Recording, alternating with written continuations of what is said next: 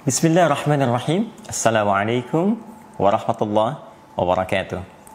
Alhamdulillah wassalatu wassalamu ala Rasulillah wa ala alihi wa sahbihi wa man wala wa ba'd. Saudara-saudariku, apa kabar? Alhamdulillah berjumpa kembali dalam program Pertanda. Pernah tahukah Anda? Upaya untuk menggali setiap wawasan keilmuan yang terpancar dari cahaya Al-Quran, disertai dengan penjelasan sunnah-sunnah Rasulullah SAW yang dikuatkan oleh catatan sejarah yang terdokumentasikan abadi dengan bukti-bukti yang sangat valid.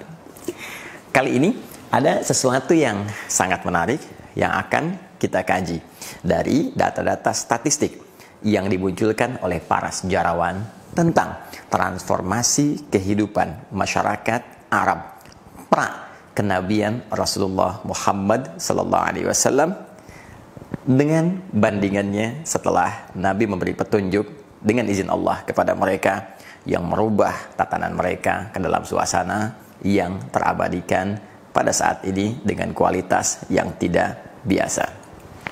Baik, saya akan tunjukkan satu data yang disampaikan diantaranya oleh sejarawan Muslim, walaupun data ini bisa kita lacak pula dengan catatan sejarah yang serupa dari sejarawan-sejarawan non-Muslim. Kita ambil satu contoh kitab yang mendapat banyak pengakuan, kekinian, dan menjadi rujukan pada dunia kontemporer saat ini, khususnya tentang sejarah kehidupan dan tugas-tugas Nabi sejak itu dimulai sampai dengan beliau wafat dan perkembangannya sampai kekinian. Kitab Ar-Rahiqul Makhtum karya Syekh Safir Rahman Al-Mubarak Furi memberikan satu gambaran kepada kita tentang karakteristik sosial kehidupan masyarakat Arab pra-Islam sebelum diutusnya Rasulullah Sallallahu Alaihi Wasallam. Beliau menyampaikan pun demikian dengan catatan para sejarawan yang lain bahwa karakteristik kehidupan sosial masyarakat pada saat itu diwarnai dengan tindakan-tindakan, perilaku, sifat, dan sikap kriminalitas yang sangat ekstrim, yang sangat mengakar menjadi perbuatan yang lumrah di kalangan mereka. Sesuatu yang mengakar kuat disebut dengan radikal, yang kekinian seringkali kemudian diilustrasikan dengan tindakan-tindakan yang kasar, buruk, yang mengarah kepada ekstremisme.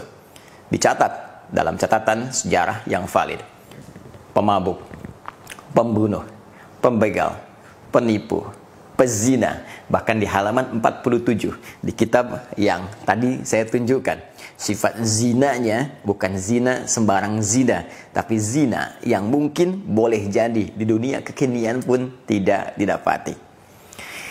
Perampok, pencela, dan segala bentuk tindakan-tindakan buruk lainnya dengan skala yang sangat ekstrim dan mengakar dalam karakteristik kehidupan mereka. Seakan-akan kalau tidak ditemukan orang mabuk, itu rasanya tidak biasa. Seakan-akan kalau tidak ditemukan celaan dalam sehari, rasanya ada yang janggal. Bahkan sebagian data sejarah menyebutkan hanya segelintir orang saja yang diduga terbebas atau bahkan berada dalam kondisi terlepas dari hal-hal ekstrim yang tadi disebutkan. Suasana ini menjadikan masyarakat yang hidup pada saat itu secara umum dikenal, disematkan istilah oleh para sejarawan, bahkan oleh para ulama, disifati dengan nama jahiliyah, yang jauh dari nilai-nilai kebaikan. Seakan-akan tidak kenal dengan nilai-nilai kemuliaan. Jahil, bodoh, tidak tahu, tidak kenal. Ya, jahiliyah mengikutkan kepada sifat-sifat yang tidak kenal, yang bodoh. Bukan bodoh secara ilmu-ilmu terapan dalam kehidupan, tapi lebih ingin mengkhususkan tidak kenal, bodoh akan nilai-nilai kemuliaan dan kebaikan, karena setiap kehidupannya diisi dengan nilai-nilai ekstrim dan mengakar, radikal, yang terukur dengan detail yang telah tadi disebutkan. Yang paling menarik yang menjadi aspek bahasan kita pada saat ini, pertanda. Pernah tahukah Anda ketika Rasulullah SAW kemudian diutus di lingkungan masyarakat ini? Menariknya bukan di Romawi, bukan di Persia, yang dua kekuatan besar ini mengapit secara geografis keberadaan masyarakat jahiliyah.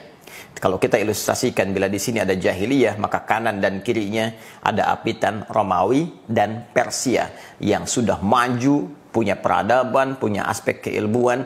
Nabi sallallahu alaihi wasallam tidak diturunkan, diutus oleh Allah membawa awal misinya tidak dari Persia, tidak dari Romawi, supaya nanti tidak diduga pantas berkembang cepat karena umatnya sudah maju, punya peradaban, punya aspek keilmuan, punya kekuatan. Tidak. Yang paling menarik, Nabi diutus di titik yang paling rendah ini, yang dihiasi dengan nuansa-nuansa tadi yang telah kita utarakan. Dan lebih dahsyat lagi, ketika Nabi sallallahu alaihi wasallam diutus oleh Allah melalui titik nadir dalam kehidupan ini, Nabi tidak dibekali dengan tongkatnya Nabi Musa alaihissalam. Beliau sallallahu alaihi wasallam tidak dibekali dengan mukjizatnya Nabi Isa alaihissalam. Namun yang dahsyat, beliau dibekali dengan satu petunjuk yang sifatnya abadi sampai akhir zaman, yang segala nilainya, petunjuknya, pedomannya, tuntunannya bisa diresapkan ke dalam jiwa, dimudahkan oleh Allah untuk menghafalnya, dan diberikan jalan untuk menerjemahkannya sehingga menjadi pedoman yang aktual yang bisa memberikan dampak dalam kehidupan. Pedoman itulah kemudian yang disebut dengan Al-Quran. Tepat di bulan Ramadan, di hari Jumat, Allah memberikan pembuka dari Al-Quran, wahyu yang akan mengubah tatanan kehidupan masyarakat jahiliyah dan mentransformasikan mereka menjadi khairu ummah. Iqra bismi rabbikal ladzi khalaq, khalaqal insana min 'alaq, iqra wa rabbukal akram, alladzi 'allama bil qalam, 'allamal insana ma lam ya'lam. Syahrul Ramadan alladzi unzila fihi al-Qur'an hudan lin-nas wa bayyinatin minal huda wal furqan. Al-ayah. Di bulan Ramadan diturunkan Al-Qur'an oleh Allah Subhanahu wa taala kepada Nabi Muhammad sallallahu alaihi wasallam. 5 ayat pembuka di surah Al-Alaq yang tadi awal telah saya sampaikan. Apa fungsinya? Di Al-Baqarah ayat 185 Allah tegaskan hudan lin-nas wa bayyinatin minal huda wal furqan. Semua itu didesain, firman Allah ini diarahkan menjadi petunjuk kehidupan untuk semua manusia yang bisa merubah mereka untuk membedakan jalan-jalan keburukan sehingga bisa dipisahkan menuju jalan-jalan kebaikan. Ini yang baik, ini yang buruk. Buruk tinggalkan, baiknya ambil. Yang jika pedoman ini diikuti, Anda bisa berubah dan keluar dari belenggu-belenggu hitam keburukan, ekstremisme, radikalisme, berbagai tingkat keburukan yang menghasilkan kesulitan dan menghadirkan kegelisahan dalam beraktivitas. Anda akan beralih kepada manusia terbaik yang nyaris tidak bisa disaingi dalam kehidupan di muka bumi. Dan dengan perjalanan itulah Al-Quran diajarkan oleh Rasulullah SAW setidaknya kurang lebih selama 23 tahun. Sejak periode Mekah 13 tahun, periode Madinah 10 tahun, dan dahsyatnya dalam periode ini dihasilkanlah manusia-manusia berkualitas yang dibimbing bukan sekedar bisa membaca Al-Quran, tapi juga bagaimana menanamkan Al-Quran ke dalam jiwa. Para sahabat mulai menghafalnya. Para sahabat tidak sekedar membacakannya dengan lisan mereka, tapi menenggelamkan bacaan dari lisan itu dihujamkan ke dalam jiwanya. Mereka jaga itu semua, mereka hafalkan. Dalam bahasa Arab, sesuatu yang dijaga dengan cara menghafalnya, maka disebut dengan hafidha yahfadh. Dalam dunia kemanusiaan, orangnya disebut dengan hafidh. Hafidh. Hafidh, orang yang menjaga, orang yang menghafalkan sesuatu untuk menjaganya. Bila konteks ini disematkan pada manusia, dia hafalkan, dia jaga. Dan menariknya, para sahabat bukan sekedar menghafal, bukan sekedar menanamkan pada jiwanya, bukan sekedar menjaganya, tapi sekaligus menerjemahkan semua yang dihafal itu dalam bentuk perilaku sesuai petunjuk yang telah diisyaratkan dalam Al-Baqarah ayat 185 tadi. Ketika mereka menghafal ayat-ayat tentang mata, yang diperintahkan oleh Allah untuk semua para muslim melihat yang baik saja, menatap yang baik saja, tinggalkan yang buruk, tinggalkan tatapan yang salah. Jauhi pornografi, porno aksi, hal-hal yang jelek, gambar-gambar yang tak layak untuk dihafalkan. Ayat-ayatnya kemudian hadir dalam jiwa. Ayat-ayatnya tersemai dalam sanubari mereka, dipraktekkan tembus ke mata. Sehingga dengan hafalan ini, seorang hafidh, ayatnya akan membimbing matanya untuk melihat yang baik saja. Maka mustahil ada seorang hafidh melihat hal-hal yang buruk. Pun demikian, ketika ayat telinga boleh dihafalkan, tembus ke jiwanya, maka ayat itu akan memberikan sebuah gelombang bimbingan iman kepada telinga ini untuk mendengar yang baik-baik saja. Demikian ke lisan sampai ke ujung kaki. Puncaknya, seorang hafidh, seorang yang bisa menghafal Quran dengan benar. Hafalan itu diterjemahkan dalam bentuk perilaku. Baik itu 1 ayat, 2 ayat, 3 ayat, 1 juz, 2 juz, ataupun 30 juz. Anda tidak harus dituntut untuk menghafalkan 30 juz. Tapi yang diinginkan oleh Al-Quran, setiap ayat Al-Quran yang kita baca, kita hafalkan, kita terjemahkan dalam bentuk perilaku. Jadi apapun Anda. Di zaman Nabi, ada banyak pengusaha setipe Abu Bakar As-Siddiq, Uthman bin Affan, Abdurrahman bin Auf radhiyallahu taala anhum jami'an. Semuanya berusaha menghafal Al-Quran, menjadi huffaz, menjadi hafidh, dan menerjemahkan hafalan itu dalam bentuk perilaku. Apa yang terjadi? Mereka sukses, asetnya banyak, dan tetap tidak meninggalkan nilai-nilai kebaikan. Ada Khalid bin Walid, ada Umar bin Khattab, ada Amr bin As. Jangan diragukan bagaimana kualitas kepemimpinan militer mereka. Bisa menaklukkan Persia, bisa menaklukkan Romawi. Kekuatannya dahsyat, ahli strategi. Tapi tahukah Anda, mereka pun penghafal Al-Quran.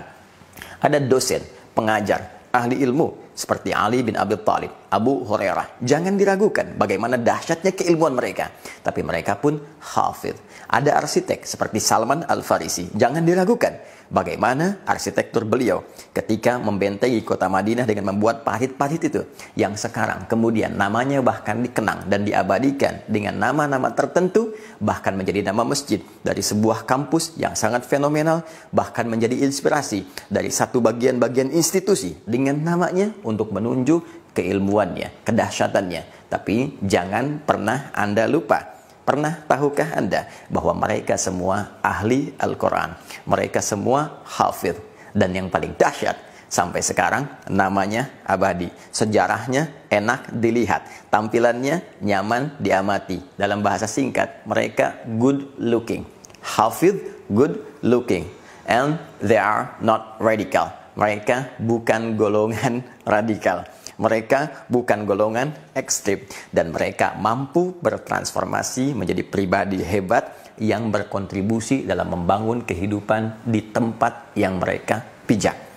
Jangan pernah lupa bahwa di antara mereka menyebar ke seantero bumi. Ada yang sampai kemudian ke wilayah Asia jauh, sampai ke timur, bahkan ke Nusantara, bahkan ada yang sampai ke Cina, ada yang sampai ke Afrika, ada yang sampai ke Eropa. Semua sejarah membuktikan setiap langkah dan tinggal mereka selalu memberikan kontribusi positif di tempat mereka hadir. Jangan lupakan Negara Kesatuan Republik Indonesia. Bukankah saham terbesarnya adalah dari para ulama yang berjuang dengan rasa cintanya kepada negeri ini? Dan tahukah Anda, bukankah para ulama itu ahli Al-Quran? Bukankah mereka mendalami Al-Quran? Bukankah mereka mempraktikkan Al-Quran? Dan panggilan untuk mengorbankan nyawa, darah yang mengalir, kafan yang membalut jasad mereka di kemudian hari. Sehingga dengan darah dan kafan itu menjadi merah putih. Tahukah Anda, apa yang membuat mereka kemudian tergerak untuk melahirkan resolusi jihad, untuk membantu memerdekakan bangsa ini, dan cinta yang sangat dalam? Bukankah itu perintah Quran mereka? Bukankah itu perintah Quran mereka? Itu perintah Quran kami. Itu perintah Quran kami. Itu perintah Quran kami. Dan perintah Quran ketika sampai kepada jiwa, kita jaga, kita terjemahkan, itulah hafidh. Kapan kemudian keadaan boleh berubah? Kapan kemudian ekstremisme mulai muncul? Kapan kemudian radikalisme mulai tampak dalam kehidupan? Yang paling mudah untuk diamati, semua itu terjadi ternyata ketika nilai-nilai Al-Quran semakin ditinggalkan. Jika Anda membaca Quran dengan benar, tunjukkan kepada saya, di titik mana Anda temukan kekerasan dalam Al-Quran? Di titik mana Anda temukan bimbingan ekstremisme dalam Al-Quran? Di titik mana Anda temukan keburukan dalam Al-Quran? Jangankan tindakan yang sangat kasar, untuk melihat yang tak baik saja tidak diperkenankan.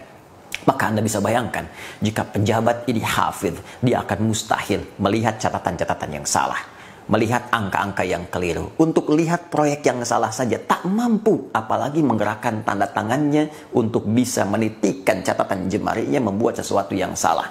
Jemari orang yang sholat, telunjuk orang tahiyat, mustahil dipakai berbuat maksiat. Bukankah saat sholat itu Anda sedang meniti menjadi hafidh? Bukankah Anda menghafal Al-Fatihah? Bukankah Anda menghafal beberapa surah dalam Al-Quran? Bukankah Anda menghafal beberapa doa yang Anda bacakan dalam sholat? Kalau Anda memang sholat, Anda menjadi hafidh yang sesungguhnya, maka Anda akan menjadi pribadi mulia.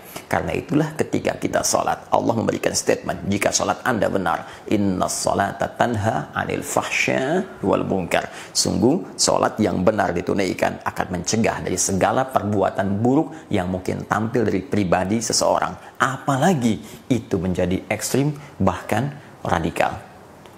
Dari sini, jika nilai-nilai Al-Quran mulai ditinggalkan, nilai-nilai Al-Quran mulai pudar, mulai dijauhkan, maka musibah akan terjadi dan terasa tindakan-tindakan buruk ini dalam kehidupan kita. Seperti kegemilangan, nilai-nilai keislaman di Spanyol, di Baghdad, ya dimanapun, di tempat manapun Islam pernah berpijak. Sepanjang nilai-nilai akhlak yang diajarkan Al-Quran ditinggalkan, maka lawannya yang buruk-buruk pasti akan muncul. Islam mengajarkan kejujuran. Al-Quran membawa ayat-ayat tentang ajaran jujur. Ketika ditinggalkan, maka dusta, bohong itu muncul. Islam membawa ketawaduan. Al-Quran datang dengan ayat-ayat kerendah hatian. Banyak terdokumentasikan jika memang Anda hafidh atau setidaknya qari, membaca dengan benar saja, maka ajakan tawadu Anda temukan, sifat rendah hati Anda dapatkan. Anda tak pernah baca Quran, Anda tidak menjadi hafidh, Anda belum bergerak hanya untuk sekedar baca saja, maka sulit ditemukan ajaran-ajaran itu. Yang terjadi jika menyimpang dari itu, lawannya muncul. Rendah hati lawannya sombong, jujur lawannya dusta, lembut lawannya keras. Karena itulah Nabi Sallallahu Alaihi Wasallam ketika diperintahkan menyampaikan isi Al-Quran, mengajarkannya, mempraktekkan bersama para sahabat, Allah Subhanahu wa Ta'ala langsung memberi pengakuan dengan menghapuskan sifat jahiliyah yang melekat pada masyarakat Arab dengan turunnya Quran surah ke-3 Ali Imran ayat 110. Kuntum khaira ummatin ukhrijat linnas ta'muruna bil ma'ruf wa tanhauna 'anil munkar wa tu'minuna billah. Kalian adalah umat terbaik, sekelompok manusia terbaik yang pernah hadir di bumi, yang pernah dilahirkan dan beraktivitas di bumi. Apa di antara bukti kebaikan itu? Kalian selalu mengerjakan yang baik-baik dan meninggalkan bahkan mencegah pada setiap hal yang tidak baik dengan didasari dasar iman kepada Allah Subhanahu wa Ta'ala. Iman kepada Allah lahir dari nilai-nilai keyakinan yang matang, nilai-nilai keagamaan yang kuat. Karena itu negara kita menyantumkan nilai-nilai keyakinan, keagamaan, bahkan menjamin itu semua. Di antara tujuannya agar melahirkan orang-orang baik dalam kehidupan. Negara menjamin kemerdekaan tiap-tiap penduduk untuk memeluk agamanya masing-masing dan beribadah menurut agama dan kepercayaannya itu. Pasal 29 ayat 2. Jika mengkaji Al-Quran, mempraktikkan Al-Quran, menjadi hafidh adalah bagian ibadah bagi saya, Anda, kita, umat Islam, maka menjadi hafidh dijamin oleh negara. Menjadi ahli Quran dijamin oleh negara. Mempraktikkan Quran dijamin oleh negara. Dan dengan jaminan itu, berharap kita semua bisa mengamalkan isi Al-Quran dengan benar, sehingga tampil lebih elegan, good looking. Menjadi aneh jika berinteraksi dengan Al-Quran, menjadi seorang hafidh, menjadi sebuah persoalan. Ini menunjukkan ada yang salah dalam pemikiran dan ada yang bertentangan dengan nilai-nilai yang telah terbangun dan diabadikan dalam data sejarah dan diakui bukan hanya oleh Muslim tapi juga non-Muslim. Karena itu, tahukah Anda menjadi hafidh akan selalu identik dengan good looking dan selalu akan terbebas dari perbuatan radikal. pesan kami, jika ada orang-orang yang mengajak pada perbuatan-perbuatan ekstrim, radikal yang tidak dibenarkan oleh isi Al-Quran, walaupun dia mengklaim dirinya hafal Quran, dan seterusnya, jika mengajak pada perbuatan buruk yang bertentangan dengan Quran itu sendiri, sesungguhnya dia bukan hafidh. Sesungguhnya dia bukan ahli Quran. Karena hafidh yang sesungguhnya sudah pasti good looking, enak dipandang, enak dalam beraktivitas, good attitude, attitude-nya bagus, perilakunya mulia, dan jauh dari nilai-nilai kekerasan. Pernah tahukah Anda? Subhanakallahumma wa bihamdika, asyhadu an la ilaha illa anta, astaghfiruka wa atubu ilaik. Assalamualaikum warahmatullahi wabarakatuh.